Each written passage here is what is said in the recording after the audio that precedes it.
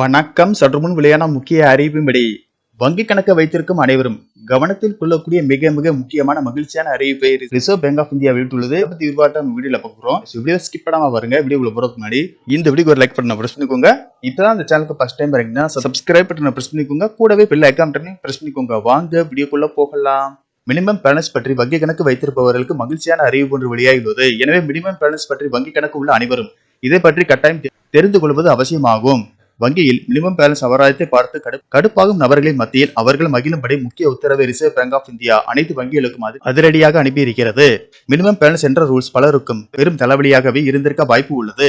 ரூபாய் 1000 பணத்தை அப்படியே வைத்துவிட்டு பல மாதங்கள் கழித்து பின்பு எடுக்க சென்றால் அது முழுவதும் இருக்காது. சிறிது விவரம் தெரிந்தவர்களுக்கு மினிமம் பேலன்ஸ் அபராதம் போட்டுவிட்டார்கள் என்று தெரிந்துவிடும். ஆனால் அதை பற்றி அறியாத சாதாரண மக்கள் அந்த பணம் எங்கே போய்விட்டது என்று நினைத்து கவலை அடைகின்றனர். இன்னும் சிலர் மாத கடைசியில் வேறு பணம் இல்லாமல் வங்கியில் இருக்கும் ரூபாய் 1000 அல்லது ரூபாய் 500 எடுக்க சென்றால் அப்போதும் அந்த பணம் அபராத பிடித்தம் செய்யப்பட்டிருக்கும்.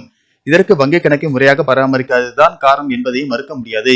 இப்படிப்பட்ட மினிமம் பேலன்ஸ் அபராதத்துக்கு புதிய விதிகளை ரிசர்வ் பேங்க் ஆஃப் இந்தியா கொண்டு வந்துள்ளது. இது தொடர்பான விதிமுறைகளை அனைத்து வங்கிகளுக்கு அனுப்பி வைத்துள்ளது. இந்த புதிய விதிமுறைகளின் படி 2 ஆண்டுகளுக்கு மேலாக எந்த ஒரு பண பரிவர்த்தனையும் செய்யாத வங்கி கணக்குகளில் இருந்து எவ்வித மினிமம் பேலன்ஸ் அபராதமும் வசூலிக்கப்படக்கூடாது. ஏனென்றால் அந்த வங்கி கணக்குகள் செயலற்ற கணக்குகளாக எடுத்துக் கொள்ளப்பட வேண்டும்.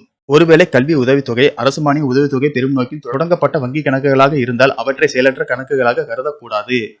இந்த கணக்குகளில் 2 ஆண்டுகளுக்கு மேலாக எவ்வித பரிவர்த்தனை மேற்கொள்ளவில்லை என்றாலும் இவை செயலில் உள்ள கணக்குகளாகவே கருதப்பட வேண்டும்.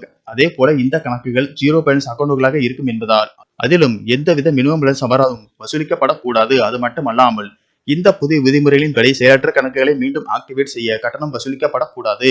அதே போல தொடங்கும் போது முந்தைய பராமரிப்பை சொல்லி அபராதமும் கேட்கப்படக்கூடாது. மேலும் 2 ஆண்டுகளுக்கு மேலாக பராமரிக்காமல் செயலிழந்து விட்ட கணக்குகள் குறித்து அதன் உரிமையாளருக்கு SMS கடிதங்கள் அல்லது மின்னஞ்சல் மூலம் தெரிவிக்க வேண்டும். அப்போதும் செயல்படாத கணக்கின் உரிமையாளர் பதிலளிக்காத பட்சத்தில் கணக்கு வைத்திருப்பவரை அறிமுகப்படுத்திய நபரை தொடர்பு கொள்ள வேண்டும்.